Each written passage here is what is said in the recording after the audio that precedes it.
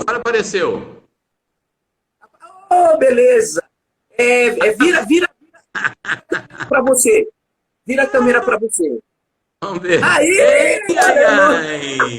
6 meses depois, ó, já perdeu meia hora do bate-live. Da live. Ô, Paulíssimo, mas você... Vamos lá. Deixa eu ver aqui. Tá vendo aqui o meu... Sim. O que é isso? É um Eu não sapato tô do vendo o Netinho alto aí? da minha testa. Você está vendo aí, né? Tá bom. Tô vendo, tô vendo. Paulíssimo, ó, é um insopitável prazer e uma indubitável alegria estar aqui neste programa da Rádio Cara de Pavio. Alô, alô, câmbio! Alô, alô, câmbio! Muito bom, muito bom! Chiquito, que honra mais uma vez estarmos aqui pelas ondas imagéticas e radialísticas para falar de poesia, de arte, de criança, enfim, você comanda, você é o DJ. Ô, Paulíssimo, não vem com 9 horas, não. A honra é minha, a alegria é minha de estar aqui nesse dia de hoje para lançar o seu novíssimo livro, e um livro para lá de especial. E há muito tempo eu falo para você, Paulíssimo, precisamos fazer a reunião. Aí você pergunta, que reunião? A reunião dos poemas, né? E você não deixou por menos e reuniu uma centena. E centena aqui no caso não é metáfora, não, é centena mesmo. São 100 poemas. Não só teve o trabalho de selecionar, mas o trabalho de reescrever muita coisa e de escrever poemas novos também, né? E é isso que nós vamos tratar aqui. Antes, vou apresentar aqui o nosso rabo de gato, porque enquanto conversamos, nós vamos tecer o rabo de gato e no final a gente vai medir quantos centímetros tem essa prosa poética aqui. Sim? Maravilha, maravilha. Tecendo ainda. E chega de enrolação, porque nós não estamos aqui para coisa séria. Nós vamos direto para a poesia. Ô, Paulíssimo. Antes de você começar, deixa eu falar uma coisa. A gente está muito bem acompanhado aqui. A gente está acompanhado pela Julie Pop. A Julie Pop é a ilustradora do nosso bolinho de chuva, do nosso Sherlock Pum. Estamos aqui com Giba Pedrosa, com a Áurea, com a Lucélia Borges, a Paula Toledo, enfim, tem um monte de gente. Agora você toca o barco aí. Depois a gente fala para as pessoas, manda um abraço para as pessoas. Momento Maguila. Maravilha, maravilha. E veja aqui também que temos a participação de Gudesteu Rodovalho, lá diretamente de Juiz de Fora. Muito bom. Paulíssimo, então vamos começar do título. Alhures e Bulhufas. Um título genial, muito bom. É o retrato da sua poesia. Alhures e Bulhufas. E eu sei que essas duas palavras você foi pescar lá em 2 poemas. Eu queria então que você recitasse o poema onde está a palavra alhures. E aí nós vamos comentar esse poema. Vamos lá que eu quero acompanhar. O título desse poema é A Bonita Alhures. Para quem quisesse ouvir, dizia que estava alhures, achou bonita a palavra, ouvira no rádio do carro a caminho da escola. O homem de voz forte soprou a bonita alhures e o menino, com o nariz grudado ao enlameado vidro fumê do poçante, se viu equidistante, com notável facúndia, falando alhures de algum lugar nenhures. Muito bom. Ô Paulíssimo, então, afinal, o que é alhures? Alhures quer dizer num outro local, em lugar nenhum. Aliás, Chico, quando a gente fala de alhures, e tem tudo a ver com a minha poesia, né? Qual é o lugar da poesia nesse mundo, né? Qual é o lugar da infância nesse mundo? Então, parece que é um não lugar. É um não lugar, o outro lugar, o lugar. E é assim que eu me sinto. É assim que eu me sinto quando quando estou fazendo poesia, quando estou recitando poesia, eu sempre estou alhures, em lugar nenhum. Alhures e nenhures, né? E tem E também nem essa alhures. palavra estranhíssima, que é o nenhures. Que seria Sim. o que esse nenhures? O Nenhures é um lugar nenhum. Como o próprio nome diz, é em parte alguma. Não é um lugar nenhum. Se alhures é em alguma parte, nenhures é em lugar nenhum. Nenhum. E ainda você coloca mais duas palavras estranhas nesse poema, né? Bom, o primeiro é que distante. Distante é estranha, nem tão estranha, né? É que distante e a tal da facúndia. O que será essa tal de facúndia?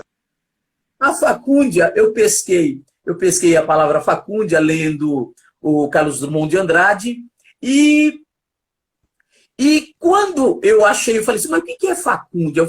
Facúndia é o falar bonito, é o falar é o discurso. Então, facúndia é o falar bonito. E eu, enquanto esse menino nesse poema, eu queria falar bonito de algum lugar nenhures. Queria falar com facúndia, com notável facúndia. Facúndia. Ótimo. E esse poema, agora eu que vou ler. Esse poema tem tudo a ver com um outro poema que está um pouco mais adiante. Vamos ver aqui. Que é o poema Multiplicação. As palavras pululam feito pulgas, minúsculas pipocas. Na panela onde estalam, se falam e se calam, tal e qual chuva miúda.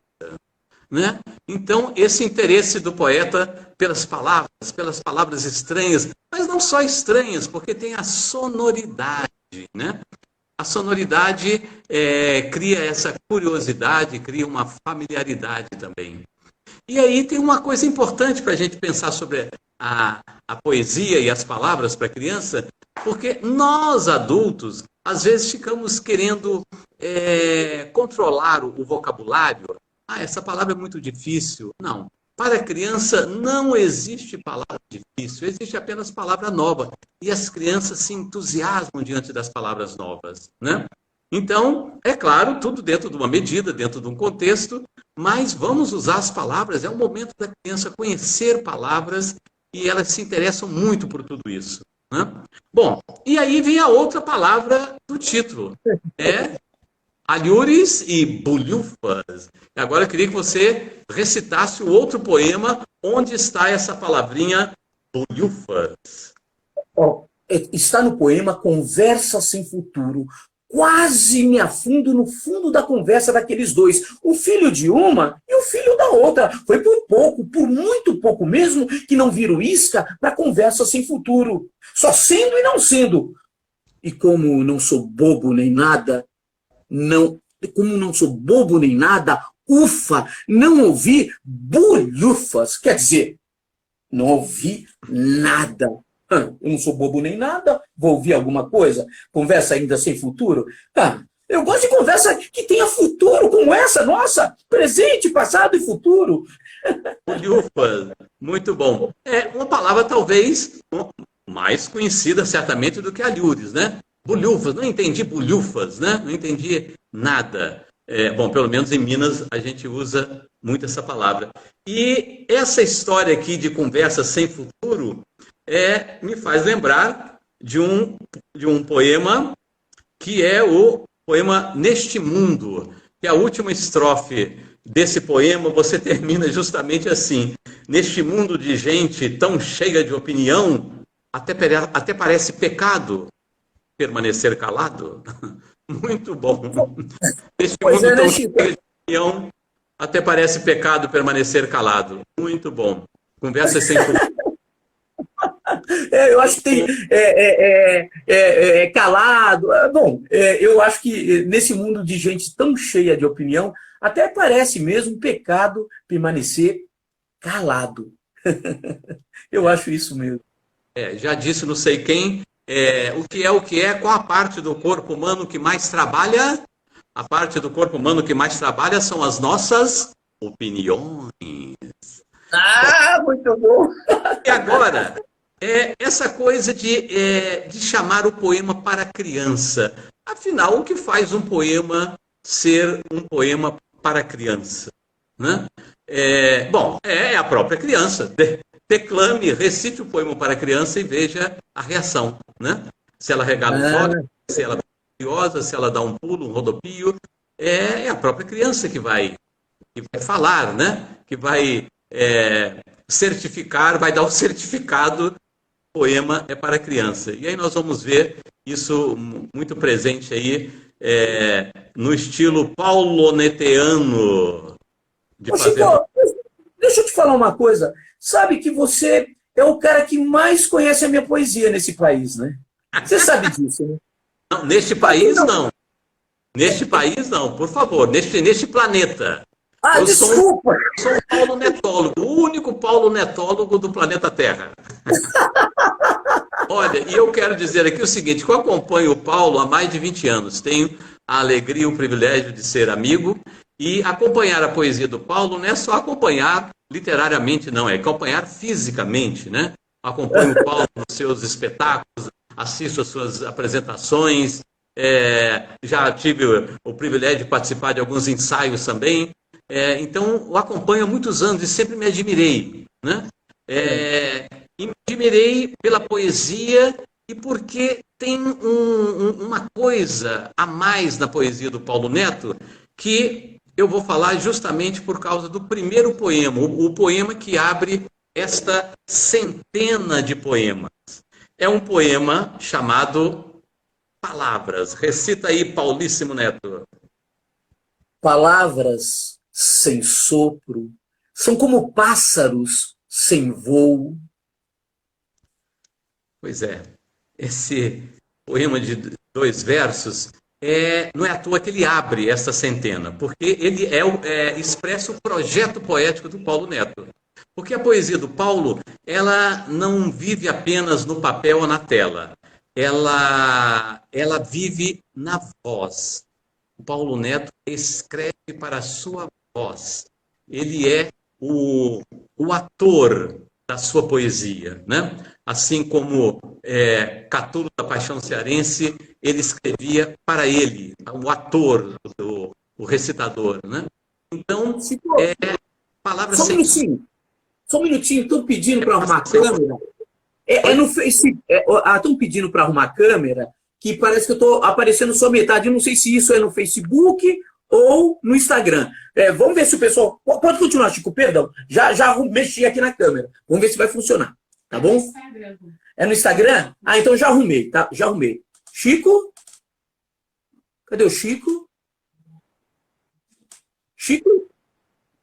Apareceu a sala. Só toca aí para mudar a sua tela. Isso, voltou. Perdão, Chico, perdão. Agora vamos voltar. Voltou. Obrigado, Lu. Bom, então, esse primeiro poema revela o projeto do Paulo. O Paulo é uma poesia para a voz. Ela tem vida também no papel, mas ela é especialmente para a voz, né? Quem já teve a oportunidade de assistir o Paulo Neto ao vivo, ou também na internet, no seu site, percebe como que isso ganha uma voz especial. E não é à toa que ele foi buscar um título do seu livro naquele poema, Bonita Alhures, porque lá ele fala isso, ele ouviu essa palavra, né? O locutor, com voz forte, soprou a palavra alhures, né? Então, isso é uma marca muito importante, né? É uma poesia para ser falada, né? E falada especialmente pelo Paulo. E nós, leitores também, somos tentados o tempo todo a falar, a ler em voz alta esses poemas. Ô Chico, você sabe quem era o locutor de voz forte que falava quando eu ouvi para fazer esse poema Alhures? Essa história, Paulo Neto, conta aí.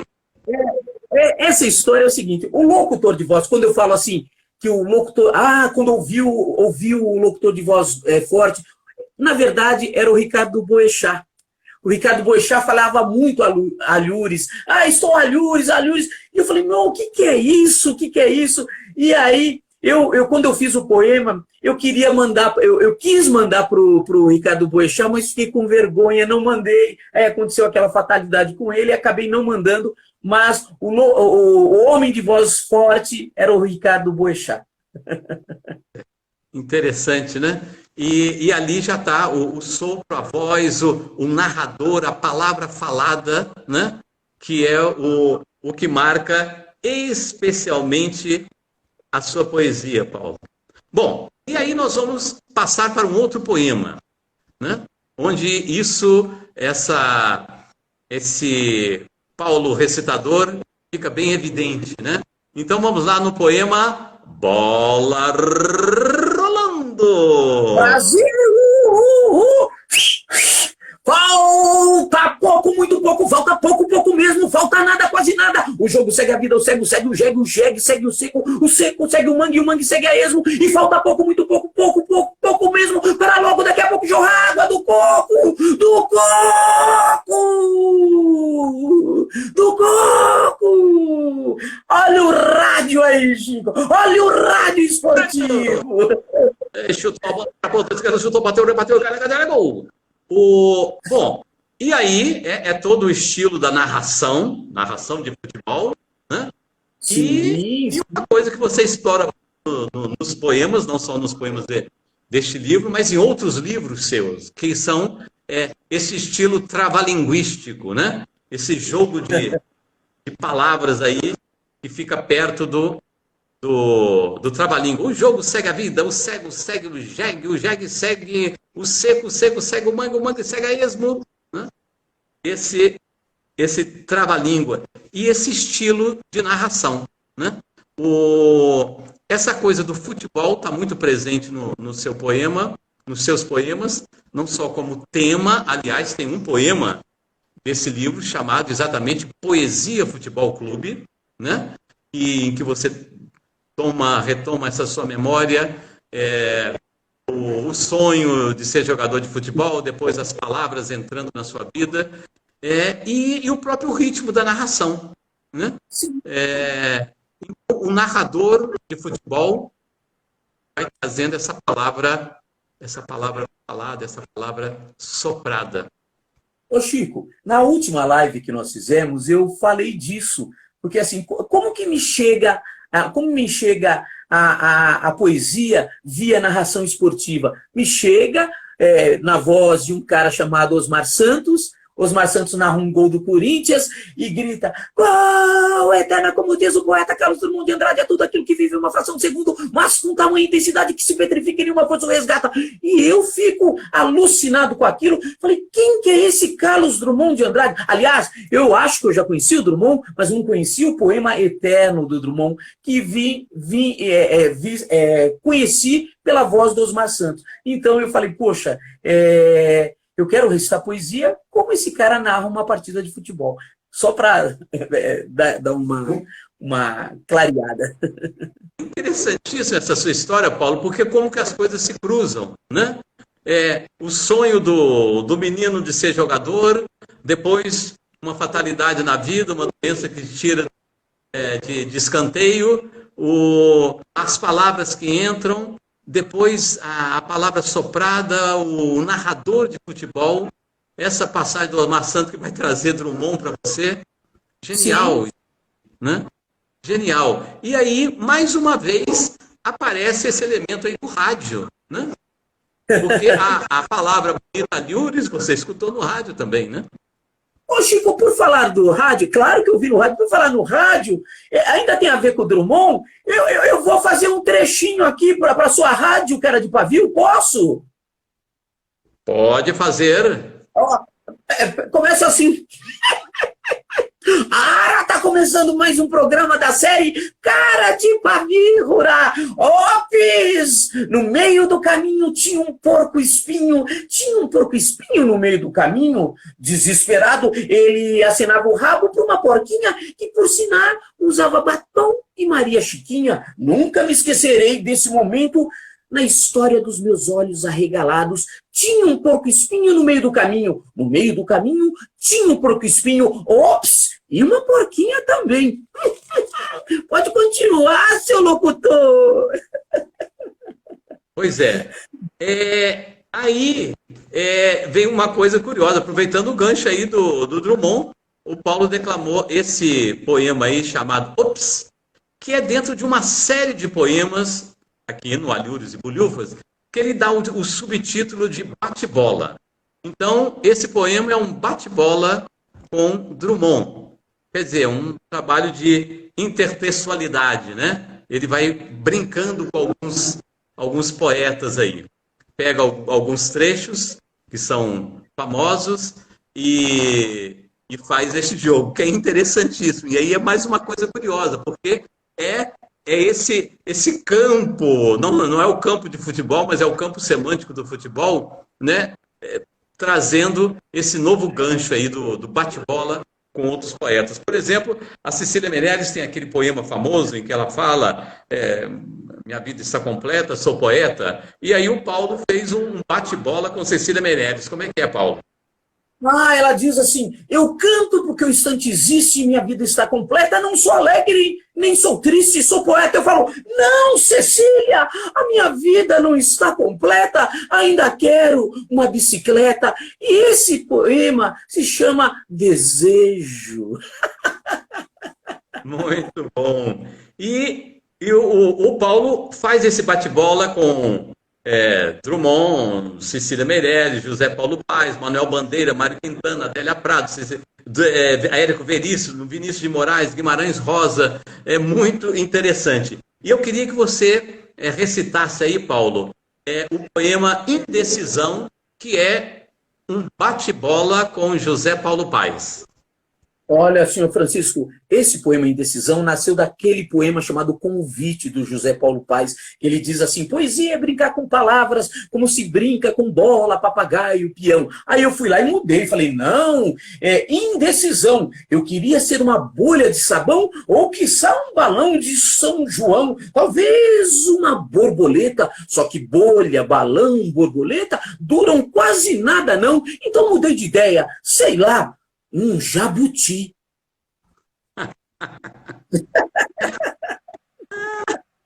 Muito bom. Porque, de bolha de sabão para jabuti é uma coisa genial. Não, ninguém espera, né? O próprio José Paulo Paes diz isso. Ele fala assim que a poesia que não tiver surpresa, não é poesia, vira papo furado, né? E nesse poema ele tá lá, né? É só que bola, papagaio, peão, de tanto brincar, se gastam. Agora vai brincar com o jabuti, vê se gasta. Como diz o meu amigo Alberto, um jabuti dura pelo menos 100 anos. O meu compadre diz isso, dura 100 anos. Quando eu perdi a Natasha, minha cadela amada, o Alberto falou assim, Paulo, compra um jabuti que vai durar mais. Põe 100 anos nisso, dura 200, 300. Muito bom. Poesia. Oi, pode continuar, Chico. Pode falar, Paulo. Não, primeiro o locutor, por favor. Então vamos lá. Essa é a Poesia Futebol Clube. Bom, a gente percebe que tem vários elementos aí na poesia paulonetiana. O humor é uma delas, né? Uma marca registrada aí da poesia E agora vamos entrar aqui numa que eu gosto muito, genial, o carro do Betão. Paulíssimo, não, Chico, assuma a direção aí. Não. Aqui é o seguinte, é uma direção compartilhada. Eu mando ver num verso e você manda no outro, tá bom? Numa estrofe e você na outra, tá bom? Eu começo. Não, senhor. Nós queremos ouvir. Senhor, não tenha por favor, olha, a Regina mandou flores para nós. Obrigado, Rê. Olha só, a Fernanda também está aí, a professora Fernanda da Anguera, gente fina, e ela diz o seguinte, direção compartilhada. Por favor, o Betão amava carro. Peraí que eu vou localizar aqui. Localizando, achei. Na página. Cada um verso. Não, cada estrofe tá bom? Eu vou ler a primeira estrofe. O Betão, o carro do Betão. O carro do Betão. Vamos começar. Por favor, não fique bravo. O carro do Betão. O Betão amava carro, entrava num e sumia. Dizia que ia para a China e tome aceleração. Um carro desses tem lá a sua vantagem. Não gasta gasolina, pneus, óleo, nem embreagem. Desacelerar nem passava pela cabeça do motorista. Seu negócio era vento no rosto e pé na imaginação. Quando passava pelas pessoas, só se ouvia vrum. Mas um dia, de repente, catapimba, prequeté e bum! O Betão deu de cara. Ai, perdão, é sua parte. E bum! Vai você, Chico. O Betão deu de cara com o muro. Sorte do carro, que era inventado. Oh, muito bom. Chico, deixa eu falar uma coisa. Tem alguém aqui que disse, a Silvana Ribeiro Godoy, a querida professora Silvana Ribeiro Godoy, está falando que precisa desse livro. Parabéns, Paulinho e Chico. O que a gente vai fazer, Chico? Ela precisa, como que ela faz para adquirir esse livro? Olha, meu Deus. Silvana, já nós vamos falar disso. Esse livro por enquanto, é só versão digital, né, Paulo? Isso, está na Amazon. Amazon, beleza. Viu, Silvana? Na Amazon você encontra, Silvana, na loja da Amazon, tá bom? Tá lá, Alhures e Bulhufas, uma centena de poemas para a infância. Pode continuar, meu autor. O livro, por quanto? Qual que é o valor do livro? O livro está sendo vendido a R$ 24,99. Eu podia ter cobrado R$ 120, porque tem 120 páginas. Mas o Chico dos Bonecos me proibiu. Culpa dele, gente. Maurício, olha, vamos arredondar, R$ 25. São 100 poemas, então é 25 centavos cada poema.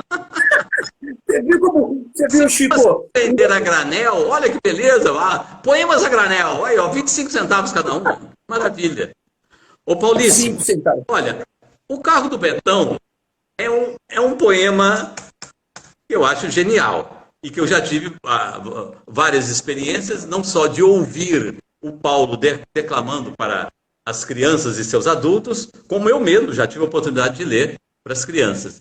E é um daqueles poemas que comprovam. Bom, esse poema é para criança ou não é? Então, recita para a criança e vê a reação, né? E é interessante, porque é um poema que tem uma movimentação cênica intensa, né? O Betão que constrói o carro, as coisas das palavras também, catapimba, praqueté e bum, um final surpreendente.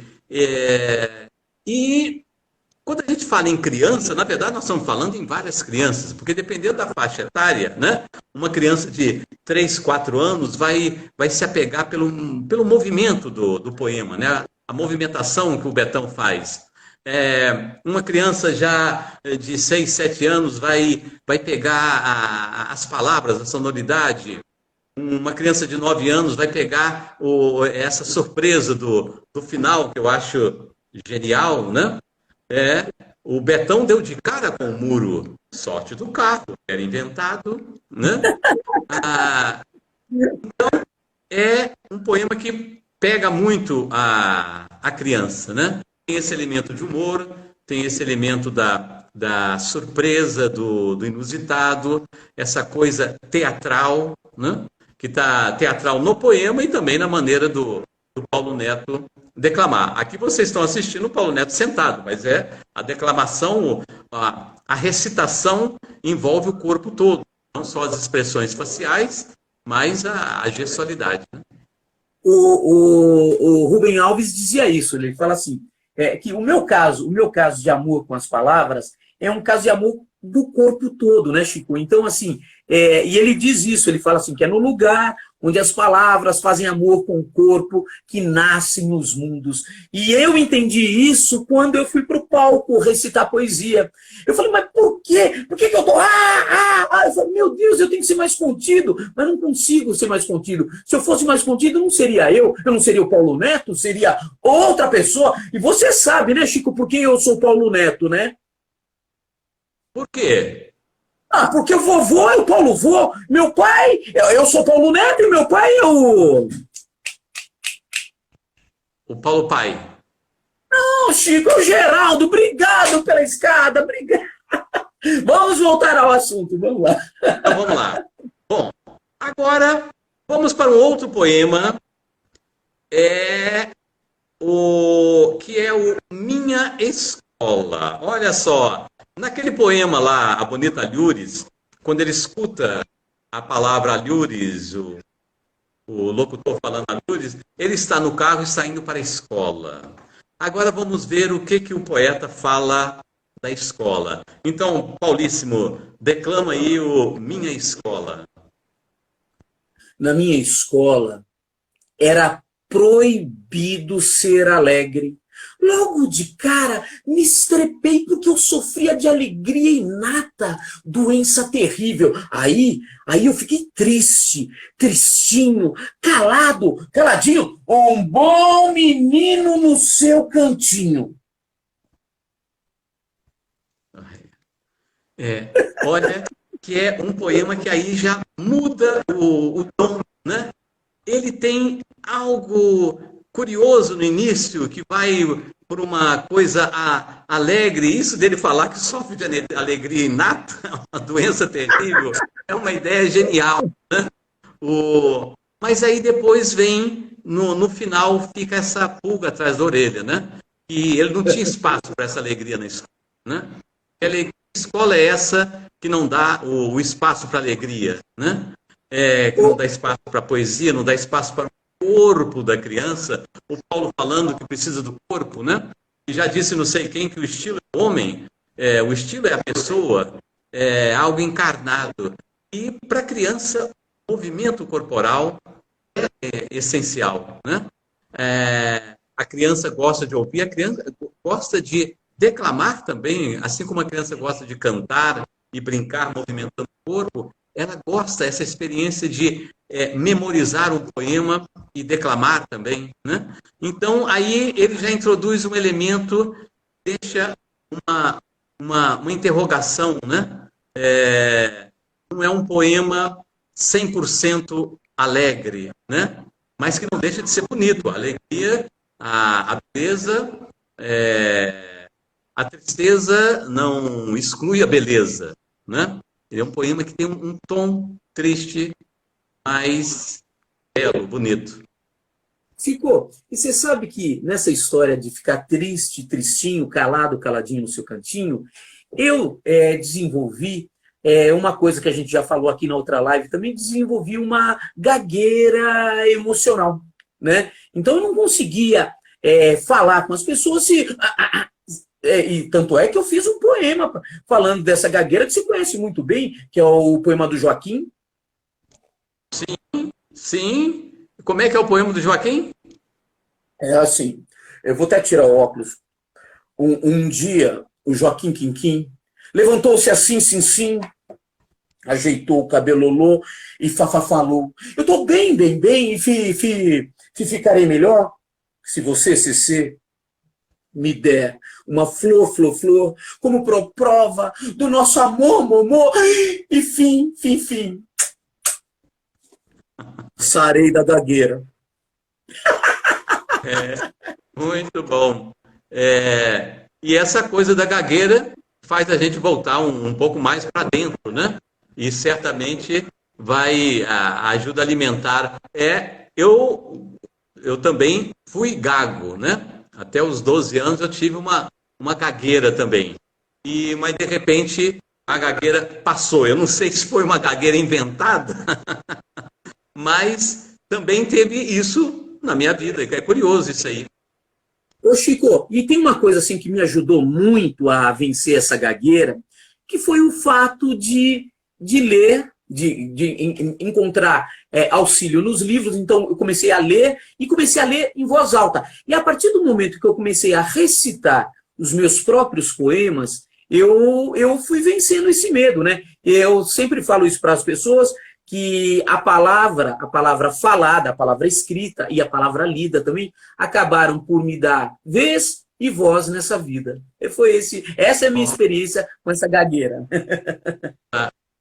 Então, além de você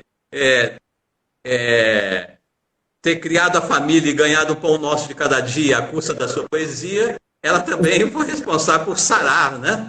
Teve um papel terapêutico na sua vida. Eu lembro de uma entrevista do poeta Cacaso. Se não me engano, ele é de Juiz de Fora, parece, ou dali da região de Juiz de Mineiro. E quando ele foi estudar, acho que no Rio de Janeiro, e ele tinha aquele sotaque, a espingarda atrás da porta, né? E o pessoal zombava muito dele por causa daquele sotaque. Então ele ficou calado, como na sua poesia, né? Ele resolveu ficar calado. Isso acabou alimentando muito a introspecção, a poesia, a imaginação, né? Essa coisa de ficar calado, quietinho, no seu cantinho. Ô Paulo, e esse poema do Joaquim Quinquim, assim como você tem uma série de poemas com o subtítulo Bate-Bola, né, que é a intertextualidade, você tem uma série de poemas que jogam, que brincam com nomes, né? Por exemplo, você tem aí de memória, recita pra gente o aritmética. Ai, começou do zero, passou pela unidade, dezena, centena e agora milena. Você conhece isso aqui, Chico? Você conhece isso aqui, ó? Milena! Muito bom. Então, recita pra gente aí agora o Outra Vez.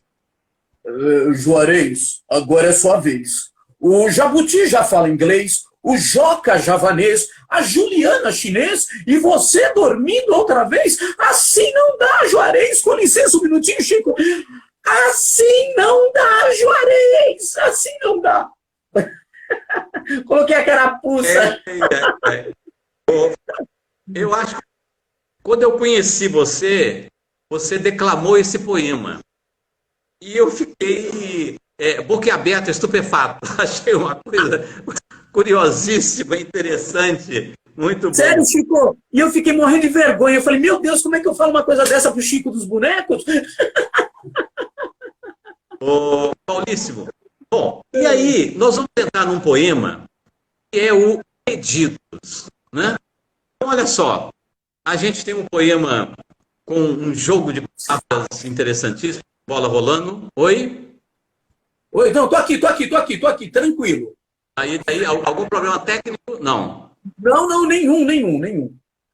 É que eu tô tendo que pilotar duas naves aqui, sabia? Mas tá tudo em ordem. Então vamos agora para o poema Pedidos. Assim como o poema Minha Escola, ele traz um elemento novo, porque uma beleza triste, uma tristeza bela, esse poema Pedidos, ele já entra num outro clima, né? Tudo isso acontece nesta centena de alhures e bulhufas. Então, Paulíssimo, recita pra gente aí o poema Pedidos. Vou pedir uma pizza e um bocadinho de alegria, de preferência da mais rara. Vou pedir também um sonho de valsa, um pé de moleque, um binóculo e uma licença para dançar sem parar com a dama da noite. Vou pedir ao Papai do Céu para que venha dividir comigo o silêncio crocante de um pastel. Vou pedir à dona da livraria uma tarde, uma história daquelas. Vou pedir também uma tarde à toa, só para crianças de queixos caídos e olhos arregalados. Vou pedir ao presidente um minuto de atenção e, quem sabe, uma partida de botão. Vou pedir ao professor um pouco de poesia e vou pedir aos doutores um pouco menos de covardia. Vou pedir aos inteligentes que me esqueçam e vou pedir aos sábios que me amanheçam. Joia, joia. Acho genial esse poema. Como que ele entra em outro território. O território aí mais do lirismo, né? O Paulo vai sempre nessa coisa, é o humor, é a memória, é o jogo de palavras, é o lirismo.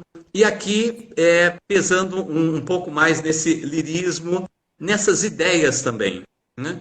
É interessante, porque a criança, nas suas diversas idades, lendo esses poemas, uns vão tocar mais a uma faixa, a outra faixa de idade, né?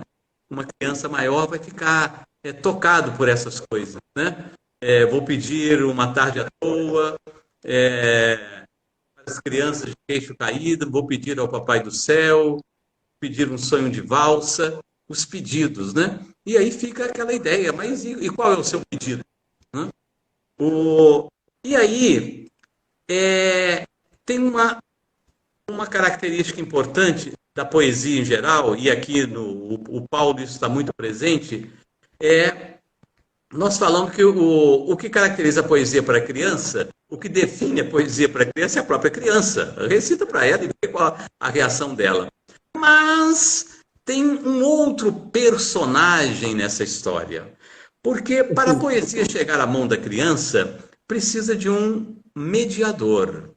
E quem é esse mediador? É a mamãe, o papai, a vovó, o vovô, a titia, a professora, o professor. Alguém precisa mediar isso para chegar até a mão da criança, né?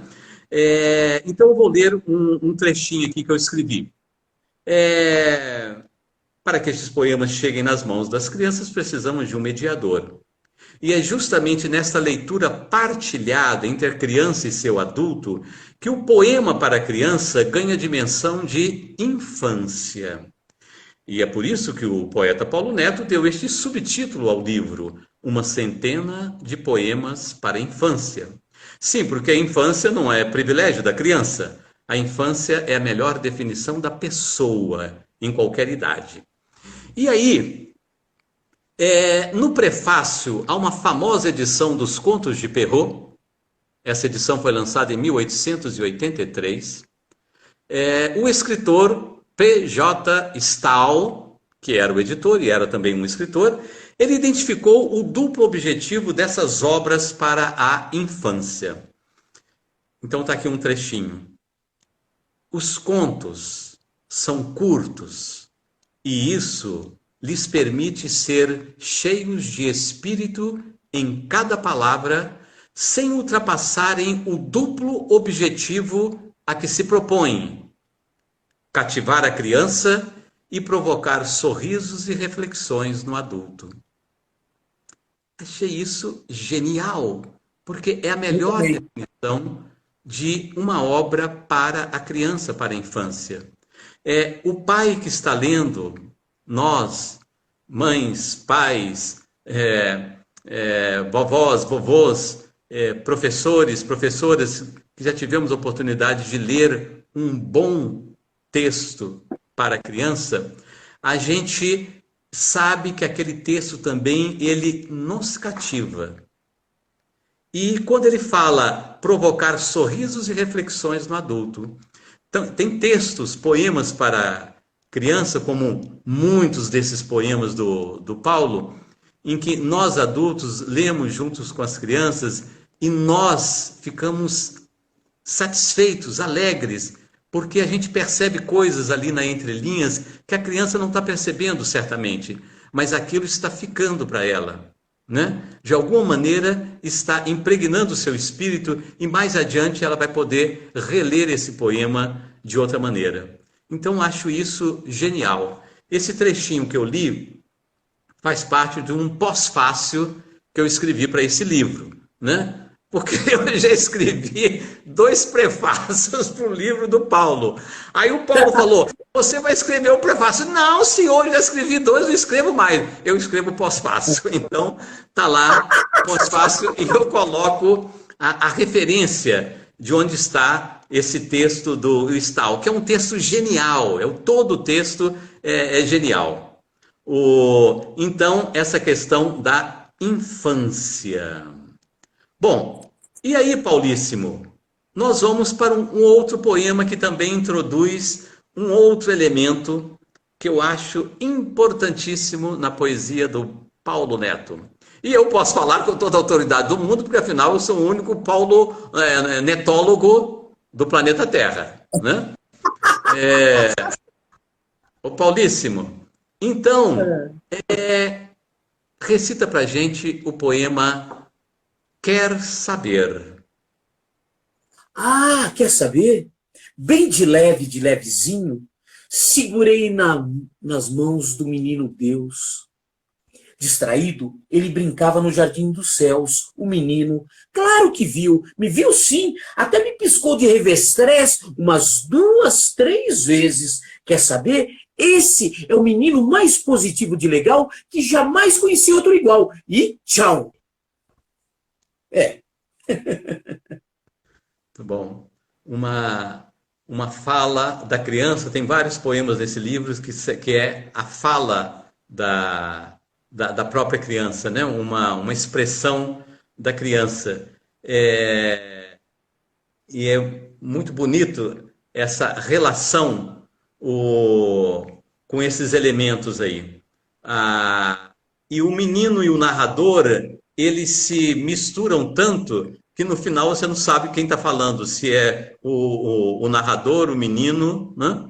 E aí eu escrevi um trechinho também, que está lá nesse pós-fácil, e que eu quero ler, porque Opa! a síntese aí. Bom, atualmente, nós, pais e professores, nos dedicamos a desenvolver intensamente as faculdades intelectuais e as aptidões artísticas da criança. Mas, inexplicavelmente, nos esquecemos de desenvolver, como salienta Helena Lubienska de Lemval, a sua espiritualidade, as suas faculdades contemplativas, a sua inteligência espiritual. A espiritualidade é algo que potencializa o crescimento integral, incluindo os aspectos cognitivos e estéticos. E ninguém precisa se assustar. A espiritualidade não se refere a uma ou outra religião. A espiritualidade é algo que nos conecta com todos. E aí tem uma frase que eu gosto muito, uma frase de Teilhard de Chardin. Tudo que eleva, converge, né? Tudo que eleva, converge.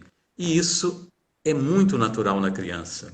E a poesia paulonetiana tem essa característica. Paulo Neto não se envergonha em falar dessas coisas. Em vários poemas ele conversa com Deus. Ele conversa com Deus como conversa com a mãe, como conversa com um amigo imaginário, né? Com os pássaros. E isso é um dado importante nessa história. A gente trabalhar essa espiritualidade. E são vários poemas assim, não é, Paulo? Nós podemos lembrar de um outro aqui. Eu vou pegar aqui o poema 49, Deusinho, sabe de cor, Paulo? Esse Deusinho está no livro Conversinhas, livro que eu fiz com a Regina Vasques, que no próximo sábado, Chico, vou fazer uma live com a Regina Vasques aqui, nesse bate-horário. O pessoal, o Deusinho, eu vou pegar o Deusinho aqui, eu vou ter que puxar aqui, página 49. Não, então né? eu leio. Então pode deixar que eu leio, eu estou com ele aqui. Então vamos lá. Pode ler, Chiquito. Deusinho, mais verde do que um limão, sentou-se num muro baixinho e por horas tascou falação para quem bem quisesse escutar. Falou sério ao Deusinho, que não queria mais madurar. Mas qual o problema, menino? O Deusinho deu de perguntar. Estou com medo, eu juro. Medo de quê, meu bambino? De cair assim, de maduro? Então, esse é o meu locutor preferido. São vários poemas assim, né? E isso é muito natural na criança, essa espiritualidade. Aliás, dentro dessa ideia das múltiplas inteligências, né? Tem agora também a inteligência espiritual. Tem um livro muito bom que tem exatamente esse título, 2 autores, não sei se são franceses, a inteligência espiritual. E é algo muito bom, a criança tem isso naturalmente, essa conexão, né? E tem um caso muito curioso, peço licença aqui para molhar a palavra. Com licença que eu vou molhar a minha também. Aqui, ó. Chico. Olha a nossa prosa aqui, o que já desceu. É. Pô, deixa eu te falar uma coisa. A Silvana está dizendo que já tem esse livro, o Conversinhas. Falta agora comprar o Alhures e Bulhufas, uma centena de poemas para a infância, lá na loja da Amazon. Chico, deixa eu falar uma coisa. A gente tem... agora são 17 horas e 54 minutos. Eu acho que nós vamos ter mais uns 3 ou 4 minutos, então toma cuidado para não perder a sua fala, tá bom? Sim, é o suficiente para contar essa história. Tem um livro da Sofia Cavalletti, e que que ela chama o potencial religioso da criança. O religioso no sentido da religiosidade, não de uma religião específica. E ela conta um caso muito curioso. Uma criança perguntou para os pais, diante do céu, da natureza, do mar, perguntou quem fez isso. E o pai era ateu e explicou, olha, no início tinha uma pequena partícula, essa partícula explodiu, dessa explosão surgiram várias coisas, e num processo de bilhões e bilhões de anos, as coisas foram se formando e formaram os planetas, formaram a vida, e essa vida foi evoluindo até chegar com tudo isso, até chegar ao ser humano e tudo mais. E a criança escutando aquilo. Bom, mas no final o pai resolveu falar também. Olha, meu filho, mas tem gente que pensa em outras coisas. Tem gente que não concorda com isso. Tem gente que acha que foi Deus que fez tudo isso. Quando ele falou isso, a criança deu um pulo, saiu correndo e começou a gritar. Eu sabia que era Deus. Olha que caso interessante. Parece até inventado, mas não é inventado, né? É muito natural que diante da natureza, do esplendor da natureza da vida, a criança não pergunta como foi feito isso. A pergunta natural da criança geralmente é quem fez isso? A criança intui, assim como a humanidade sempre intuiu, que alguém fez isso, né? Então, esse elemento da espiritualidade é muito importante, é uma marca também da poesia paulonetiana e é um elemento muito importante para todos nós, para a gente estar cultivando esse elemento da espiritualidade junto com a estética, com a arte e com a inteligência. E aqui nós vamos caminhando para o final, depois de tecer, os 40 centímetros. Deixa eu falar só uma coisa. A Gabi, a minha filha, está lá na Nova Zelândia, mandou um abraço para nós. Eu quero mandar um abraço para todos que estão nos assistindo. Muito legal, todo mundo que está aqui, obrigado. E dizer o seguinte, essa história que você acabou de contar agora me lembrou de uma história de Natal com a minha filha Maiara e com a Gabi. A Maiara queria muito um patins.